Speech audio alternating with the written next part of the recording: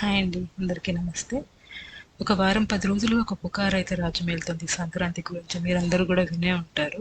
ఒక కొడుకు ఉన్న వాళ్ళు 5 రకాల గాజులు వేసుకోవాలి, అది కూడా వాళ్ళు కొనుక్కొని వేసుకోకూడదంట. ఇద్దరు కొడుకులు ఉన్న వాళ్ళ దగ్గర నుంచి డబ్బులు తీసుకొని అడుక్కొని వచ్చి దేహి డబ్బులు ఇవ్వండి అమ్మా అని అప్పుడు వేసుకోవాలంట.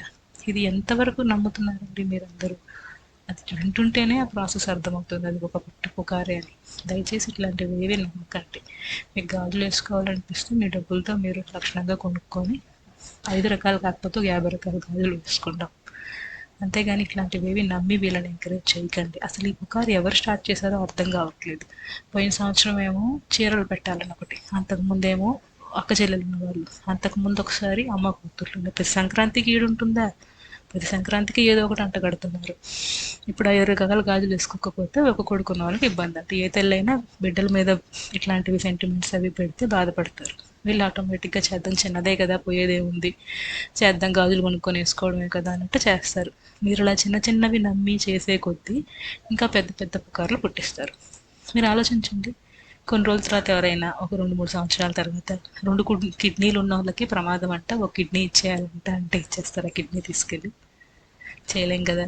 అలాగే ఒక 1,00,00,000 డబ్బులు తీసుకొని ఈ సంవత్సరం ఆడపడుచులకి 1,00,00,000తో బంగారు నగలు కొనివ్వాలంట, కొనివ్వకపోతే భర్తది మంచిది కాదంట, పిల్లలకు మంచిది కాదంట అని ఇంకో పుకారు పెడతారు. 1,00,00,000 తీసుకెళ్ళి ఆడపడుచుకు కొనిస్తారా? మనమే కొనుక్కో. ఇలాంటివన్నీ దయచేసి నమ్మకండి.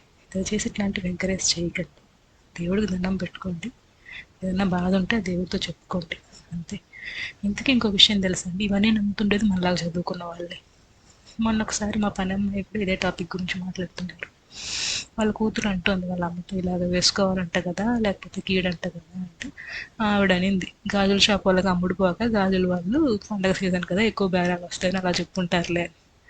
కనీసం చదువులేని వాళ్ళకున్న ఆలోచన అది కూడా మనం ఆలోచించలేకపోతున్నాం కొంతమంది. ఇది నమ్మే వాళ్ళ గురించి నేను చెప్తున్నాను. సో దయచేసి ఇట్లాంటివి ఏది నమ్మకండి.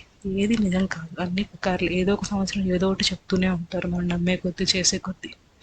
మీకు అంతగా ఏదన్నా డౌట్ ఉంటే ఏదన్నా గుడి పూజారి దగ్గరికి వెళ్ళి, లేదా ఎవరైనా వేదం తెలిసిన వాళ్ళ దగ్గరికి వెళ్ళి, ఇంకెవరైనా పెద్దవాళ్ళ దగ్గరికి వెళ్ళి ఒకసారి కనుక్కొని అది నిజమా కాదా అని వెరిఫై చేసుకొని అప్పుడు పోనీ పాటిస్తే పాటించండి, వాళ్ళు కూడా నిజమని చెప్తే.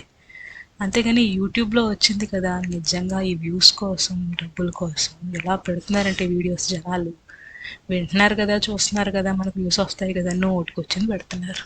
దాన్ని కొంతమంది అమాయకులు వినేసి నమ్మేసి ఫాలో చేస్తున్నారు, ఫాలో అయిపోతున్నారు అలాగా. దానివల్ల ఎవరికి నష్టం అండి? మనకే నష్టం. ఇప్పుడు ఇంతమంది వెళ్ళి గాజులు కొనడం వల్ల గాజుల షాప్ వాళ్ళు బాగుపడతారు అంతే. మనకు వచ్చేది ఏమి ఉండదు, పోయేది ఏమి ఉండదు. మనకి ఎప్పుడు ఏ టైంకి ఏం జరగాలని దేవుడే చూస్తాడు. సో దేవుడి దండం పెట్టుకోండి, మనకి ఏదైనా బాధలు ఉంటే దేవుడికి చెప్పుకోండి. అంతేగాని ఇట్లాంటి పిచ్చి పిచ్చి పుకార్లు నమ్మకండి. Thank you.